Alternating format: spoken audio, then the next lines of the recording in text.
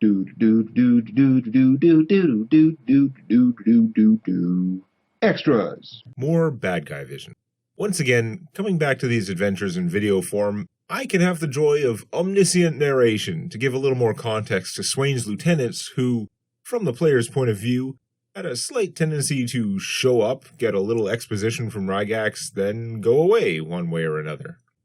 So, after seeing Kaiser, the evil-looking armored elf with a hole in his face, talking to Victor, shown as a red outline of Kaiser, but with a glowing eye where Kaiser's eye is missing, you all have many questions about what he is and how he works.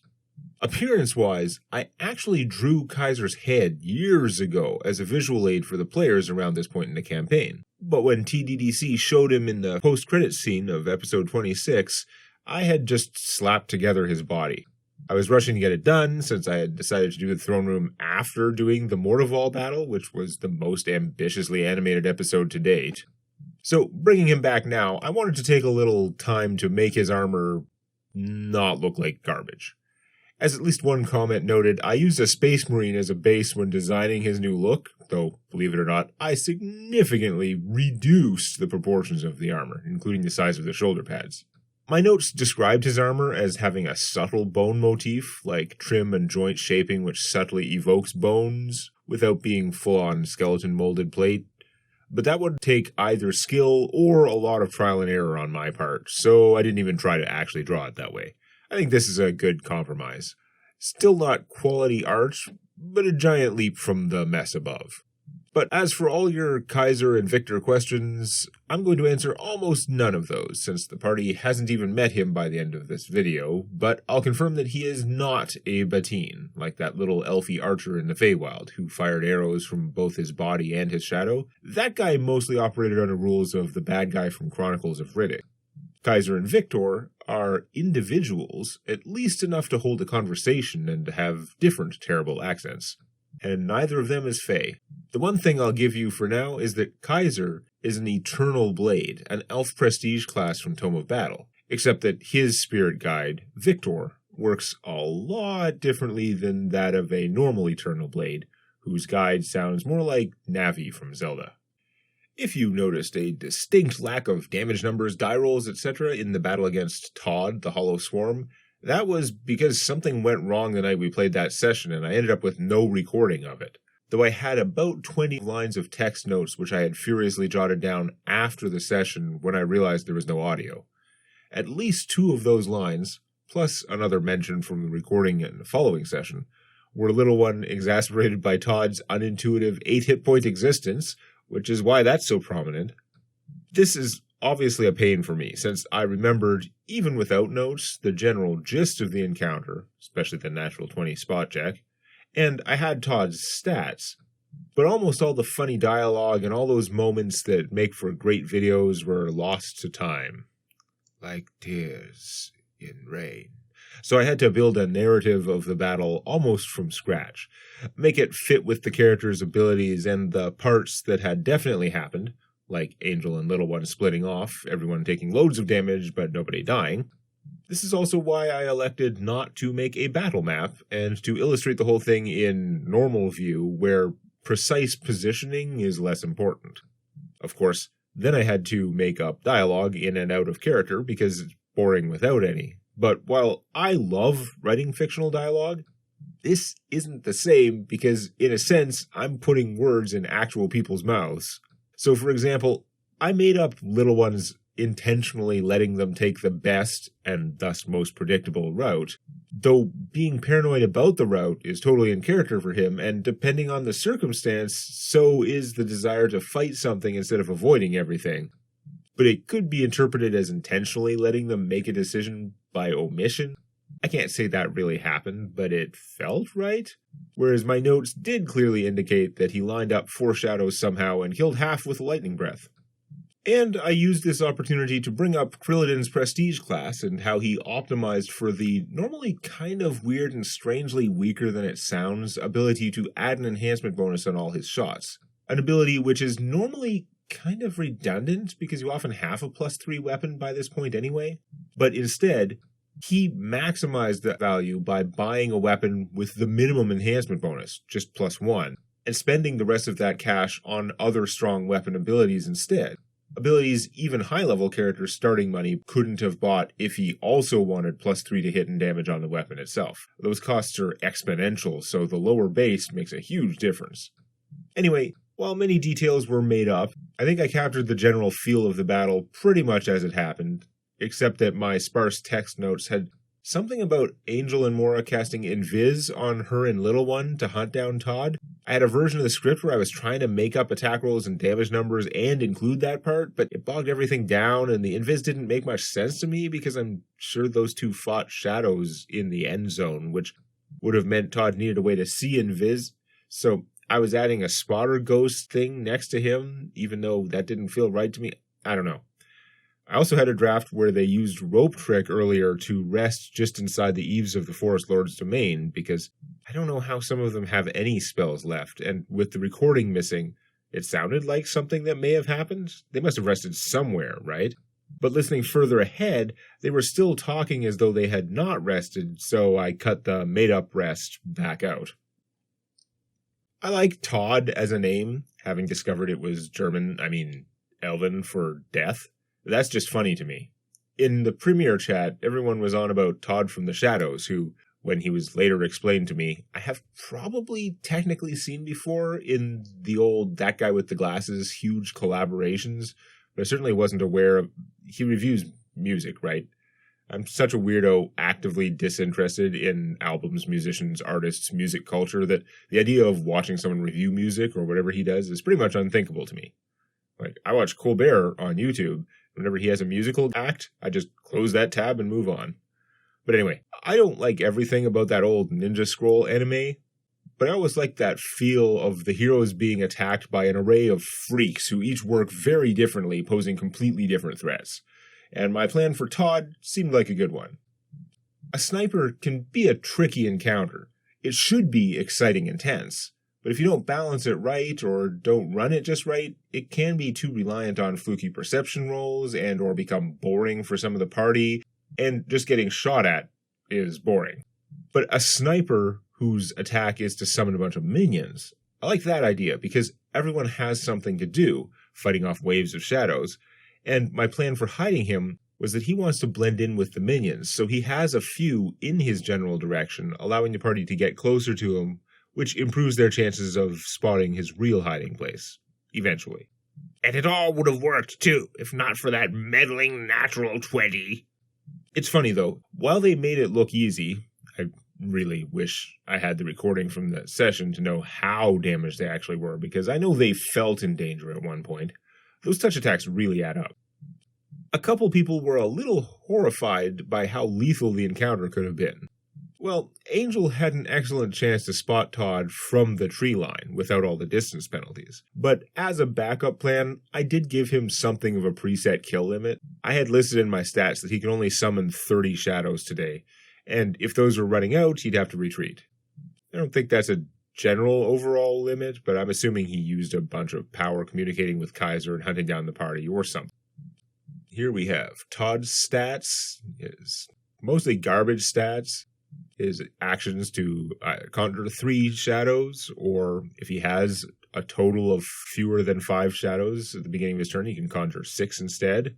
He can use their senses, he can communicate through them like ventriloquism, and I made up some rules for how he could basically like leave a shadow around to communicate with somebody else if he wanted to and do some stuff. If he's defeated, they go away, blah, blah, blah, blah, blah. And then the Todd shadows themselves, their AC of 24, they have a whole 3 hit points because I do give minions more than 1 hit point just because of some of the abilities and spells. And Third Ed not being designed for minions, there are a bunch of ways that you could get stuff that did kind of 1 point of automatic damage and just killed minions too easily. So give them 3 hit points, that means they have some chance of surviving a single magic missile, etc. Their self-destruct, strength drain, all that stuff. It was pretty much in the video. Once we get to the toxic pools, we're back into my recordings, which is why there's so much more discussion about them. And as usual, what you see in TDDC is the short version of the actual debates that went back and forth about how to approach the problem. I had a whole table of different acid pool stats, and at the table, the game table, I drew out a map of the pools for them to choose how to try and navigate through them. though of course they made it all seem like a waste of time by just dimension dooring past. Acid pools, acid mists, green chlorine gas, that sounds like fun, purple lotus gas, which messes with their mental skills and stuff, of course the yellow tetracarbonyl nickel, and the note that using the gas suction on Draven's photon accelerator artifact crossbow, you only would have to make saving throws of passing directly through the cloud, whereas normally just skirting around the outside of a cloud of fumes would still require a saving throw. And yes, tetracarbonyl nickel is a real thing I found by Googling most toxic substances or something like that. One thing I can't remember is whether or not I had planned the teleport distortion zones that Draven discovered. They aren't in the notes I can find, but I've noticed a number of things from this time period were not in my digital notes. They were handwritten notes I made at work, so it's still possible I planned ahead for it, but it's also possible I was just going along with Draven's quite reasonable precautions, sort of a yes-and-ing of his idea. Hard to say. For some reason, getting out his scanning device did prompt a discussion about the astral plague, though. Do we even still have the plague? Can I check? Yeah, it's like a preset on your device. You can check the whole party as a full round action, as long as they're nearish. You can check yourself as a swift action. Beep. Yeah, still plagued. I like the idea that Draven checks their astral plague status a little too frequently, like the way I check email on my phone. The black crow things with the terrifying cawing screech aren't all that interesting. They just served as discount Nazgul to maintain the feeling of pressure, the sense of pursuit. I think the birds were just made up based on a stat block of some other creature, whereas the Necrosis Carnax, the so-called riders, are from Monster Manual 4, page 104, though I cranked up their hit dice to 12, making them CR 5. Being from a later Monster Manual, they are fairly efficient for their challenge rating, but clearly not a major threat to this party. They're mostly there because of their power to further reduce enemy to hit and saving throw rolls by 2, making the Blackwing's fear even more effective. Blackwings can apply Shaken when diving, or their Wail just affects everything within 100 feet of their flight path with a DC 19 will save, or be cowed, which is one of the grades of fear. It's bad news, for 1d4 rounds. The DC increased by +2 for every 2 additional Blackwings. It took me a few days extra to finish this video because I've been sick. While this makes me feel like a lazy ass, because my work is all sitting at a computer, so I feel like a little illness shouldn't have much impact, but when I'm sick or have a headache or something, I just can't focus. The amazing thing is that because of my Patreon patrons, I don't have all the added stress of having to call in sick or go into work sick or to worry about who's covering for me and what happens with those projects and all that crap. As the tiniest, most minute of thanks for their support, patrons get extras early so I can answer a bunch of their questions in the final video, sometimes in random voices, like this.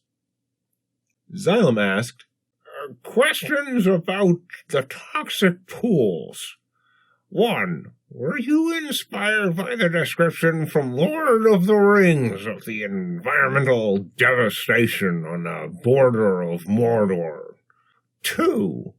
The concentration of pools on one line seems to imply that the border is quite static. Is this the case? And are the pools a result of one extremely violent war, or an accumulation of centuries of smaller confrontations between Swain and Cornello, perhaps dating back to Swain and Vladimir? 100%. That's why I awkwardly brought up Frodo and Sam in the video and at the table. Though I feel like that stuff was only barely mentioned in the books. Like, hey, there's some pools. And then they left. 2, many places in the Shadowfell, the borders are relatively static because certain areas are easier to defend due to the effects of different spirits, shackled or otherwise, etc. Looked at from a mathematical/graphing point of view, their territories have certain equilibrium points that tend to last a long time. Or even if they go back and forth, they tend to bounce between 2 or 3 different stable configurations. So if other areas had similar scars on the land where the forces clashed, there might be 2 or 3 lines of those marks upon the land. William Bailey asked, how do the gods relate to the Shadowfell? With so much undead and evil, it feels like the plane that God forgot. Well, according to myth, the Feywild and Shadowfell were created by the energies released by Ioun and Vecna, respectively, in their endless battle. But the earthly shrines of the gods are spread throughout all three planes. Those are their sanctums, one location deeply linked to each deity. Not many of the shrine's locations are known, though it's a good bet Dialia's shrine is around the Falls of the Goddess in the jungle south of the Elven Lands. It's hard to say which gods have their shrines in the Shadowfell or where. Side note, though few worship Ioun, due to the whole distant god thing, those who do in the Shadowfell call her the Raven Queen. Kyle Webb asked, "We've seen the Mindhunters and side clips in the Shadowfell, and Swain is in contact with them, but we haven't seen them in the Fadelands yet. Does this mean they and their minions are exclusive to the Shadowfell?" The Rajas and Rygax indicated the Mindhunters come from the oceans of the Shadowfell, and that's where they belong, if anywhere. They are actually aquatic. They can't naturally breathe air. But if they are as powerful as has been suggested, they can probably go wherever the hell they want. The fact that the KT have legends of them suggests they have been seen in the Fadelands, at least at some point in the past. But maybe not. Then again, the party fought Mordeval in the Feywild, so we know that the Mindhunters' powerful defensive runes and those tentacle caster aberrations were both able to function there outside of the Shadowfell. Trentos01 asked, "Is Todd's resurrection at the end of the video an inherent part of the powers he's been granted, or was it some other effect?" It's another ability from one of Swain's shackles. Hard to tell if it is tied to the other shackle abilities Todd is using, or if it just synergizes well, given he's stealthy and offensively powerful but has nothing else defense-wise. I mean, if this guy can respawn from nearly anything, then why waste any other defensive powers on him, right? The Fey Crossing asked, "Does Todd have any ways to innovate their method of attack, to change up their approach? The party knows their main trick now, so if they attack the same way each time, they might become less of an inexorable foe and more of a Team Rocket." You are right that Todd's abilities are fixed. He summons shadows at a certain range, at a certain rate. They have 2 modes of attack. Displaying a bright light source keeps them from spawning too close, giving you a much better chance to react. But if you watch a good shonen battle anime like Hero Academia, you start to see how, if not directly limited by game rules, one basic ability can lead to many different strategic and tactical applications. For example, because I made the rules, I would count Todd's summoning powers as offensive abilities, so they would break invisibility. Someone else could easily rule it differently, since he's not attacking directly. But regardless, if he had used Magic Device for a scroll, or just somebody else to cast improved invisibility on him, Todd could summon for many rounds unmolested against most enemies. Not so much against Little One and Rygax. But forget about that. What can he do as is? Well, Todd can maintain most of his summons up to a minute, so if he has several rounds forewarning, he can pre-summon an army behind cover. In 5 rounds, he can have almost 20 of them lined up and ready to attack. Start combat the next round by self-destructing them one after another until each enemy has the debuff, then summon 3 fresh ones close enough to full attack with the 2d6 bonus damage, having the rest charge into any free spaces which are left. He could also ready his action to summon out of turn, dropping new shadows as a screen to interrupt an enemy charge.